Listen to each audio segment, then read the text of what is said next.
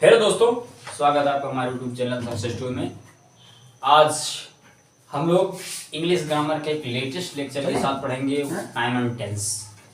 Time and tense का आज first lecture है, बिल्कुल बेसिक क्लास, बिल्कुल रूट पे। पानी कहाँ देना है? रूट पे देना है, यही रूट है। पानी कहाँ देना है? रूट पे देना है। ठीक, आइए अपनी टॉपिक की ओर चलते हैं। Time and tense. Time and tense पढ़ तो हम टाइम एंड टेंस रहे हैं, लेकिन चैप्टर तभी स्टार्ट होगा। पहले कुछ चीजें हम पहले पढ़ेंगे, कुछ चीजों के बारे में जानकारी करेंगे कि what is wrong and what is right, क्या सही है क्या गलत है, कहां तक बेस मजबूत है कहां तक बेस मजबूत नहीं है। तो जरूरी है, क्योंकि बेस अगर मजबूत है तो तुम कहीं भी किसी भी वक्त बैठे रह जाओ, कोई प्रॉब्लम नहीं होगी। तो जरूरी है बेस हमारा कहां से नहीं मजबूत है। तो आइए उसके बारे में चलते हैं। आइए टॉपिक की ओर चलते हैं। टॉपिक में क्या है, एक एग्जाम्पल देंगे, दो एग्जाम्पल। पहले थोड़ा टेस्ट होगा, उसके बाद फिर आगे हम बात करेंगे कि टेस्ट में क्या होगा। एक मैंने कहा, आई डोंट नो व्हाट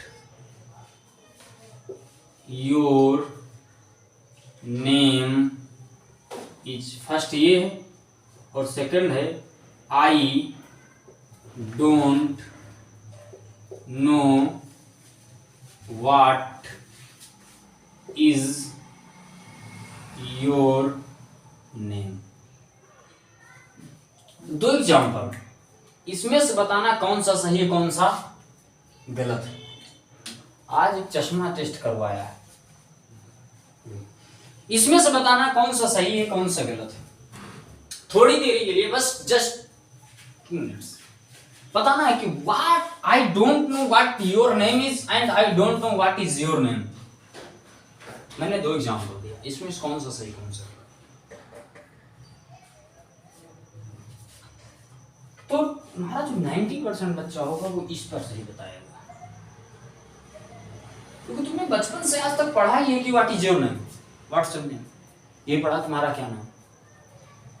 इसमें बता रहा कि मुझे नहीं पता है, मुझे नहीं मालूम है कि तुम्हारा क्या नाम है।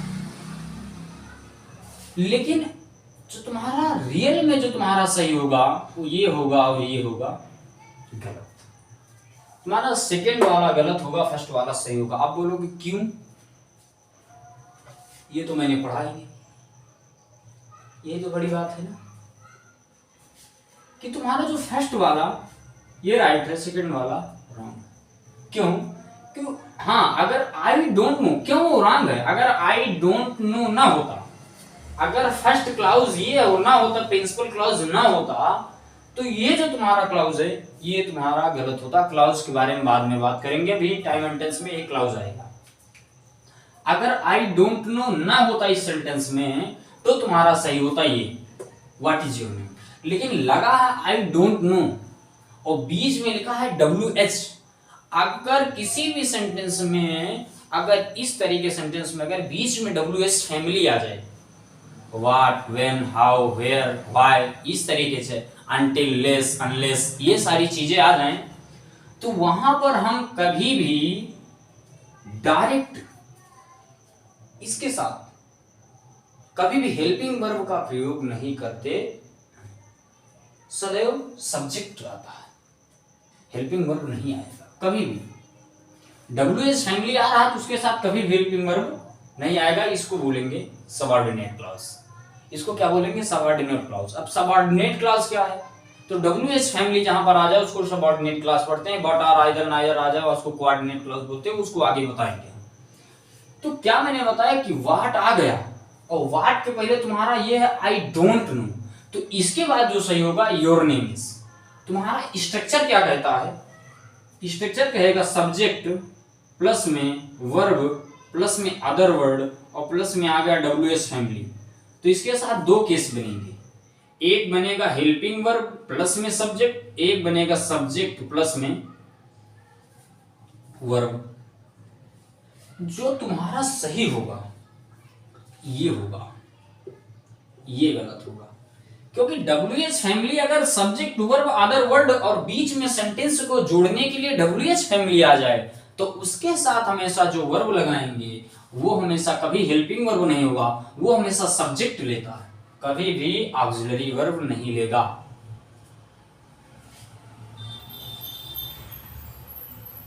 हमने क्या बताया,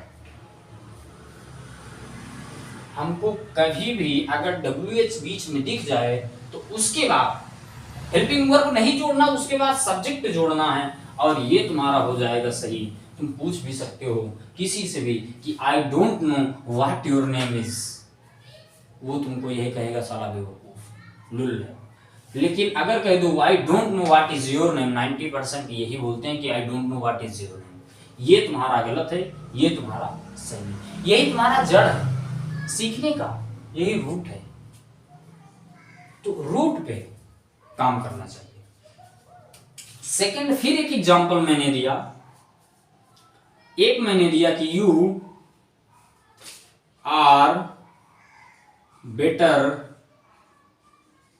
देन आई,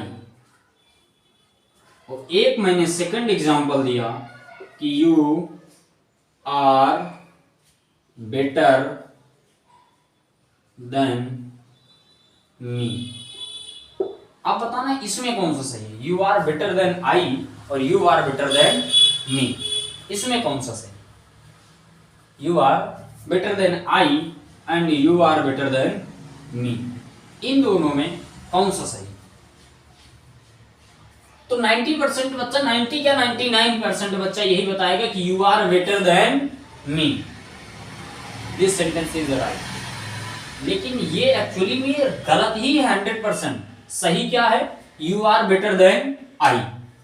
क्यों सही है, क्यों गलत? तो पहले इसके बारे में ना जानो क्यों सही क्यों गलत, पहले ये जानो कि देन है क्या, देन चीज है क्या। पहले अगर इसके बारे में जान लेते हैं तो ये पता चल जाएगा कि इसके साथ आई क्यों आया और मी क्यों नहीं आया, या इसके साथ मी क्यों आ रहा है, इसके साथ आई क्यों नहीं आ रहा। तो इन केसों को जानने के लिए पहले देन को पढ़ते हैं। तो देन चीज जो तुम्हारा क्या है, एक देन होता है और एक होता देन। देन का मतलब होता तब, और देन जो तुम्हारा होता है वो कंजंक्शन होता है।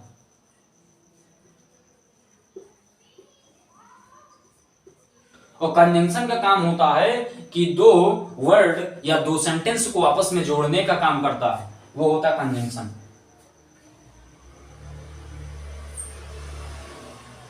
तो कंजंक्शन देन, जैसे बोलते हैं देन वाई, देन व्हाट, तब क्या, देन वाई, तब क्यों, तो ये सारी चीज बोलती है। और जो तुम्हारा देन होता है ये तुम्हारा कंपेयर का काम करता है, बोले तो तुलना करने का काम करना है। और ये होता है मीनिंगलेस, जो चीज कंपेयर करने की काम करती है वो होता है मीनिंगलेस। पर हम यहां जो निकालते हैं वो इसका मीनिंग निकालते हैं से, इसका क्या बताते हैं से, कि वह तुमसे अच्छा है, वह मुझसे अच्छा है, वह उससे अच्छा है। तो यहां पर देन का क्या निकालते हैं से, ये कंपेयर करने का काम करता है। और देन जो ये तुम्हारा जो होता है, देन कंपेयर करता है, एक दूसरे की अपेक्षा बताता है कि कौन कितना अच्छा है, किससे ज्यादा अच्छा है। तो एडजेक्टिव का काम क्या होता है, गुड बॉय, अच्छा लड़का, बेस्ट, ये सारी चीजें बताता है। ये देखो, अब इसके बाद आप जानो कि क्यों नहीं है। अब देखो, तो क्या मैंने कहा, देन जो है तुम्हारा ये फॉलोड करता है प्रोनाउन को, then is the followed by a pronoun,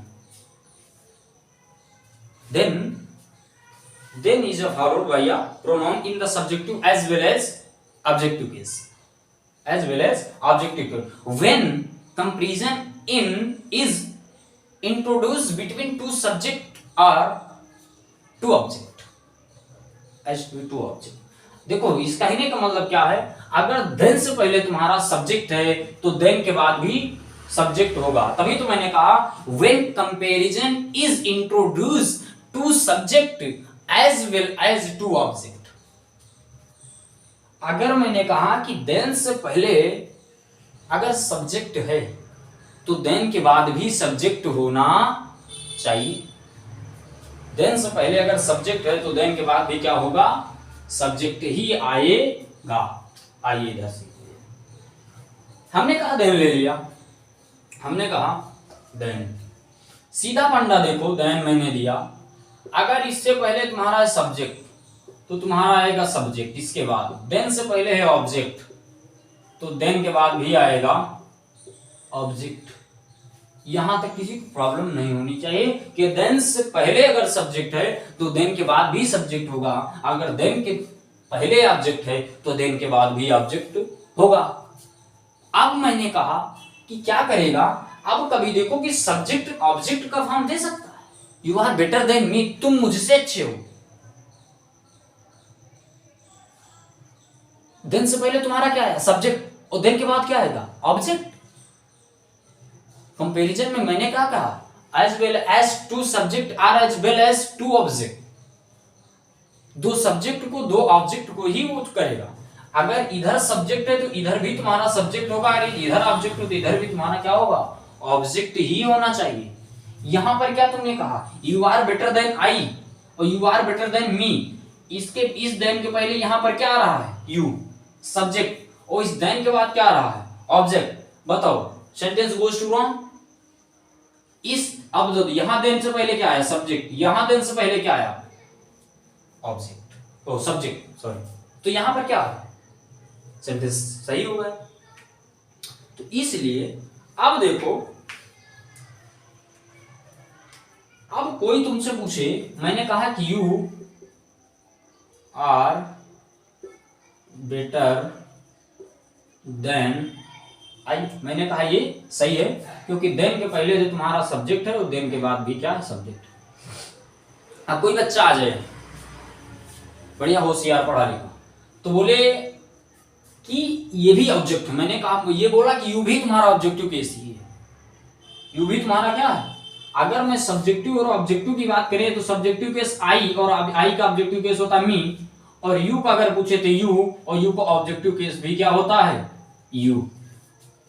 अब तेज चालाक बच्चा है, वो पूछे कि बेटा तुम तो यार गलत, आज तो तुमको फंसा दूंगा, ये जो यू तुम्हारा है ये तुम्हारा ऑब्जेक्ट है। बोला ऑब्जेक्ट है क्योंकि यू तुम्हारा सब्जेक्टिव केस भी, यू तुम्हारा ऑब्जेक्टिव केस भी, वो फंसा दे कि यू तुम्हारा यहां पर ऑब्जेक्टिव केस है। Here you is not subjective case, you is objective case। तो तुम क्या करोगे, तुमको फाइंड तो करना ही पड़ेगा, तुमको जवाब तो देना ही पड़ेगा। तो बोला यहां पर मी क्यों नहीं है, फिर तो मी आना चाहिए था। अब तुमने कहा कि पहली बात तो सब्जेक्टिव से चालू ही नहीं होता, तुमने क्या कहा कि ऑब्जेक्ट से कभी सेंटेंस स्टार्ट ही नहीं होता।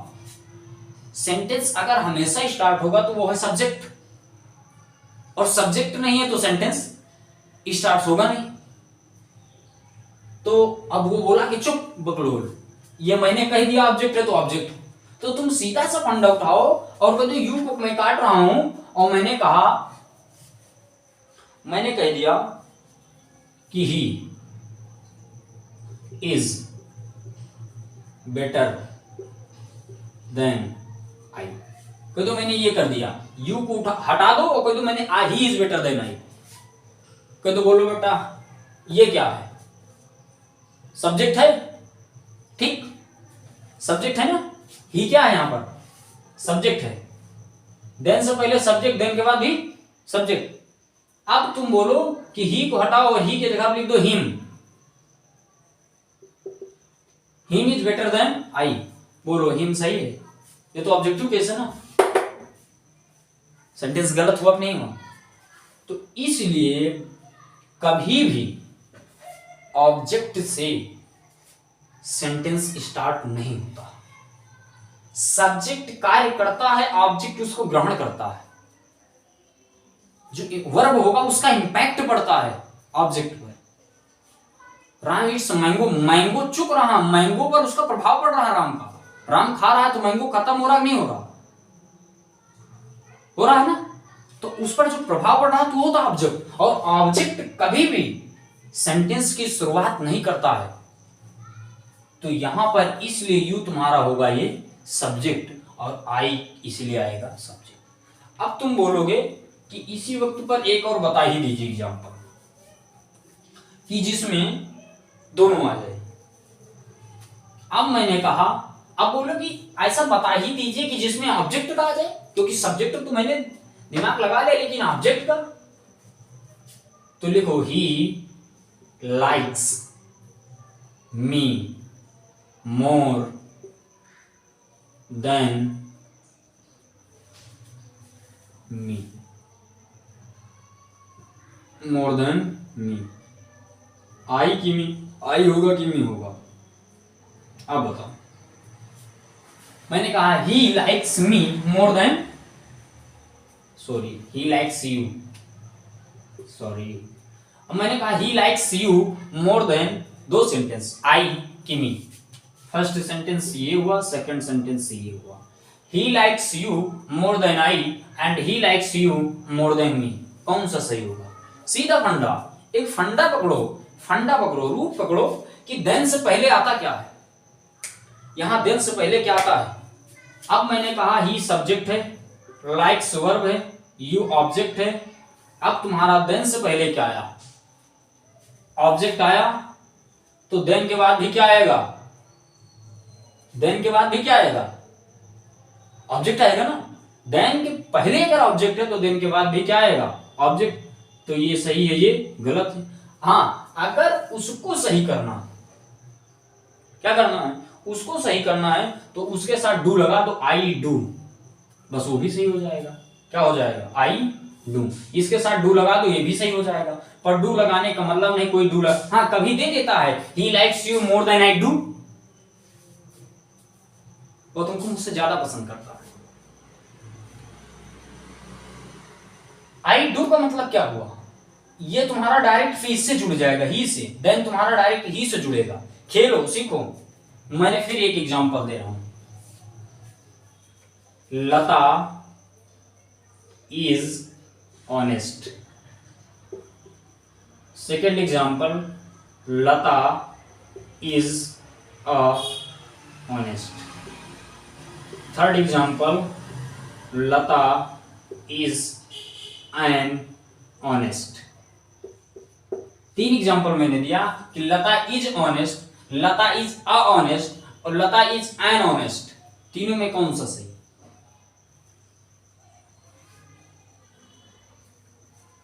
तीनों में कौन सा सही? तो तीनों में क्या सही है? तो बच्चे यही कहेंगे कि यार एन है, क्योंकि एन तुमने बचपन से आज तक पढ़ ही रखा है कि ऑनेस्ट आए तो एन लगाना ही लगाना है। If a word is start with the help of vocal cord, it is called vocal sound, and vocal sound is always take the article an। तुमको ये चीज मालूम है कि जो भी vocal cord से स्टार्ट होगा वो आर्टिकल एन लेगा ही लेगा। अब तुमको पता है कि लता इज एन ऑनेस्ट, यार इसका मतलब क्या है? एन सही, क्योंकि तुमने बचपन से पढ़ ही रखा, तुमको पता ही नहीं। बच्चे क्या करते हैं? बच्चे, फ्रूट होता है, पेड़ है, उसके जड़ होता है और फूल पर देते पानी, फ्रूट पे एकदम, फल पे देते रहेंगे, फूल पे देते रहेंगे, बढ़िया फ्लावर्स पे बढ़िया, और उस पे पानी हल्का छिड़कते रहेंगे तो वो हरा रहेगा, तो उसको लगेगा काम कर रहा है। लेकिन जब जड़ पे दे दोगे तो ऑटोमेटिक पूरा पेड़ ही सारा हरा रहेगा। तो क्या मतलब है? तो फ्रूट जड़ पे दो, रूट पे दो। तो रूट तुम्हारा क्या है? लता इज एन ऑनेस्ट गलत है, ये तो सबसे ज्यादा गलत।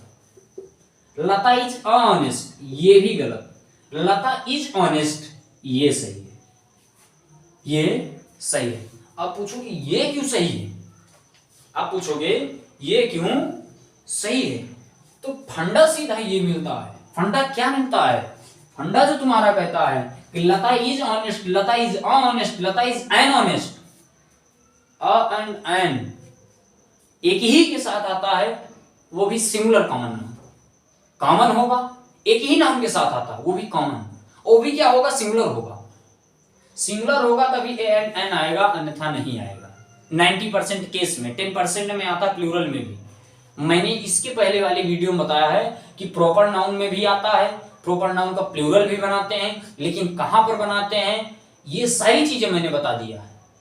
कॉमन नाउन पढ़ाया है, एडजेक्टिव भी क्लासेस दी हैं, इसमें सारी वीडियोस पड़ी हुई हैं। लता इज एन ऑनेस्ट, ये तुम्हारा गलत, ये तुम्हारा सही, ये भी तुम्हारा, ये तुम्हारा सही और बाकी ये दो गलत। क्यों गलत? क्योंकि तुम्हारा जो ए एंड एन ये तुम्हारा आता है नाउन के पहले, क्योंकि फर्स्ट रूल यही है कि तुम्हारा आर्टिकल जो आएगा, आर्टिकल प्लस में नाउन, जो तुम्हारा आर्टिकल है फर्स्ट रूल ही यही है, जो तुम्हारा आर्टिकल है वो नाउन से पहले आएगा, अर्थात नाउन नहीं तो आर्टिकल नहीं, और आर्टिकल है तो नाउन है। अगर आर्टिकल है यहां ए लगा है तो ऑनेस्ट गर्ल होना चाहिए, लता इज अ ऑनेस्ट गर्ल। लेकिन क्यों गलत होगा?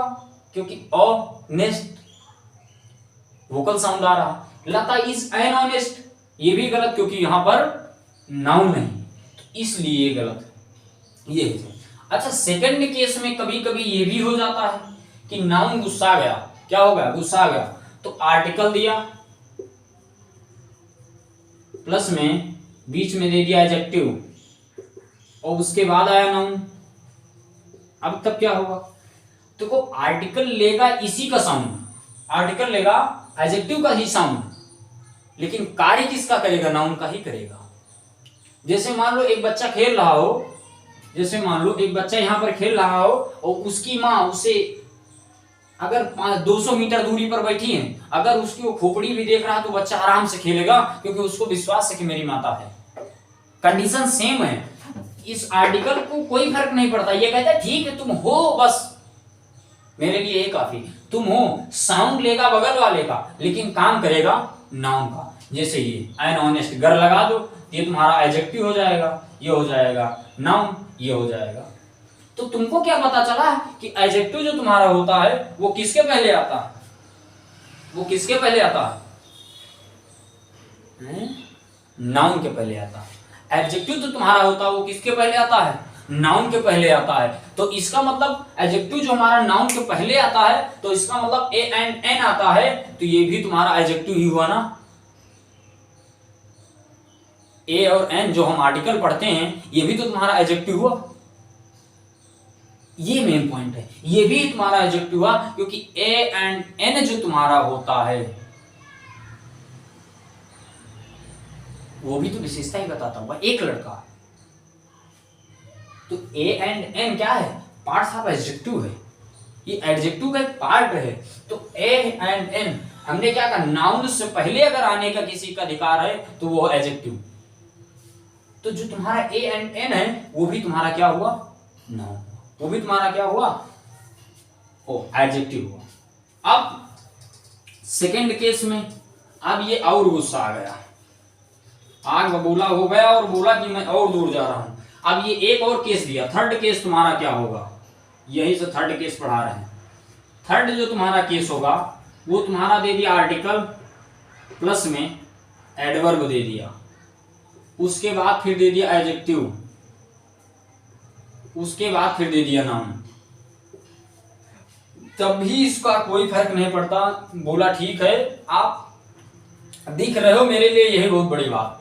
ये कार्य इसी का करेगा पर साउंड लेगा एडवर्ब का। ये जो आर्टिकल है कार्य करेगा नाउन के लिए, अगर नाउन को हटा दो तो आर्टिकल भी हट जाएगा, समझ में ना? लेकिन साउंड लेगा एडवर्ब का।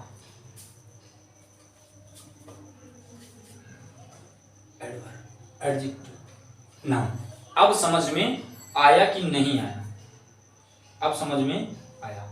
अब देखो, अब हम जितनी बोली बोलते हैं यही तुम्हारा हुआ, ये आर्टिकल की चीजें हैं, ये बेस हुआ, यही तुम्हारा होता है आर्टिकल। अब जैसे मैंने कहा Ram Yeats mango, Ram Yeats, इधर दे दिया मैंगो और एक में दे दिया अ मैंगो, कौन सा सही?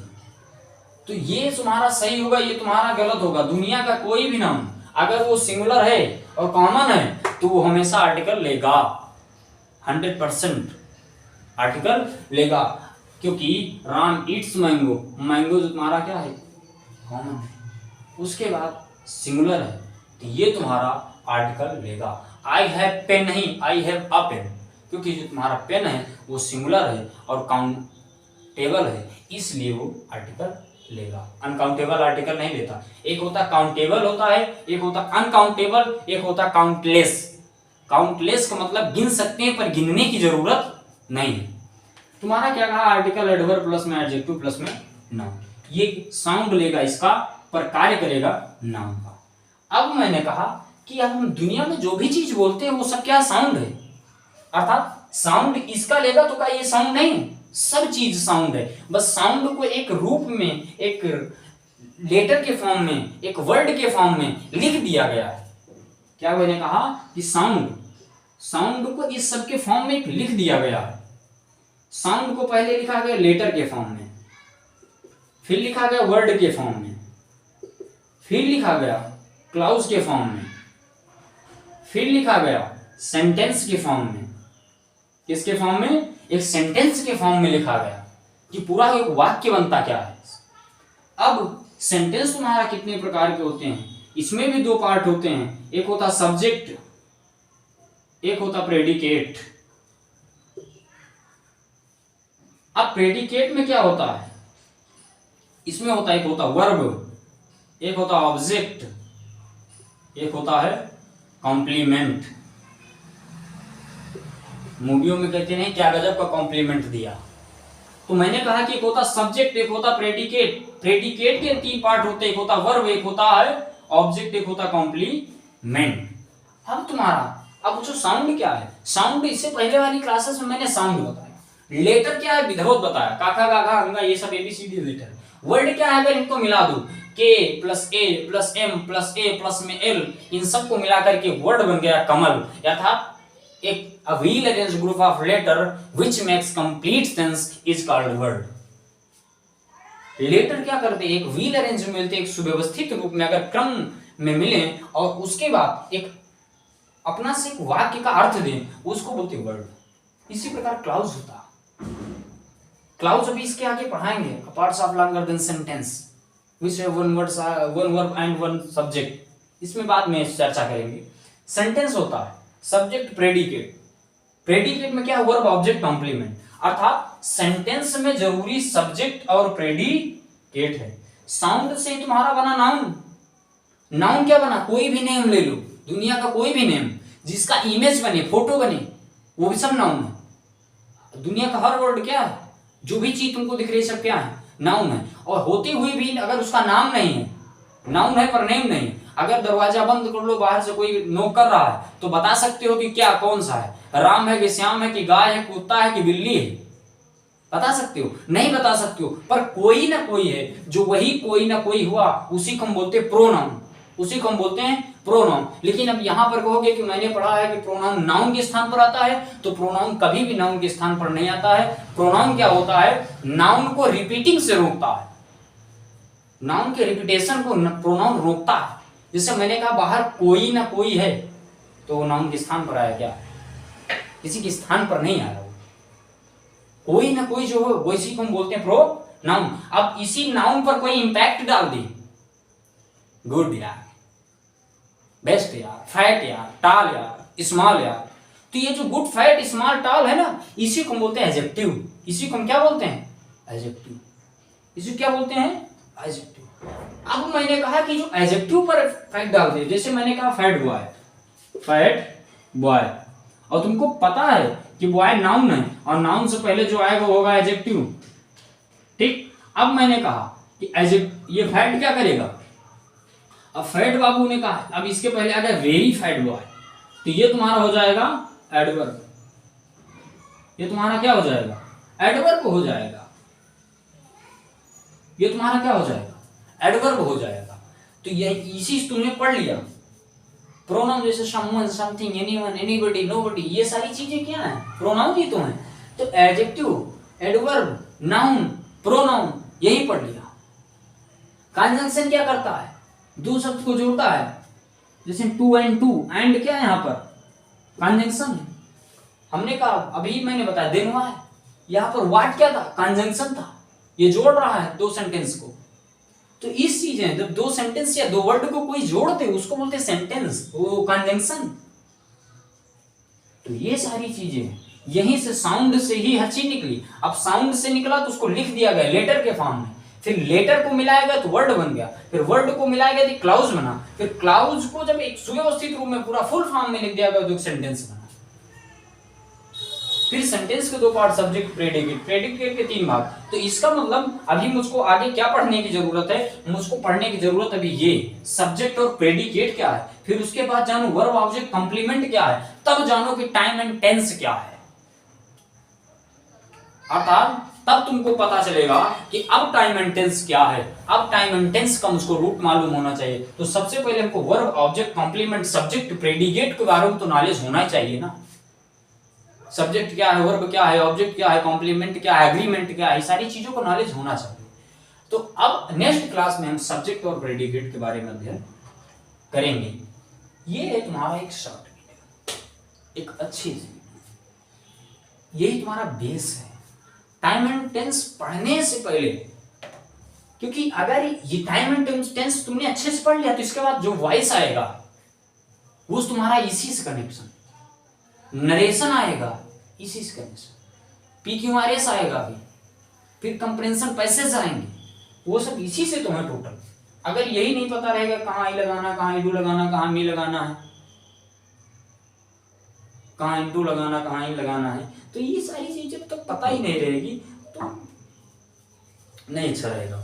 तो इसके बाद जो प्रीपोजिशन है, तो ये सारी चीजें प्रीपोजिशन जो तुम्हारा अलंकार में आ जाता है, प्रीपोजिशन तुम्हारा अलंकार में आ जाता है। प्रीपोजिशन हुआ और इंटरजेक्शन दो होते हैं जो अलंकार में आ जाते हैं। तो फिर मिलेंगे नेक्स्ट वीडियो में। अच्छा लगा मेरा प्रयास जरूर बताइए। जय हिंद।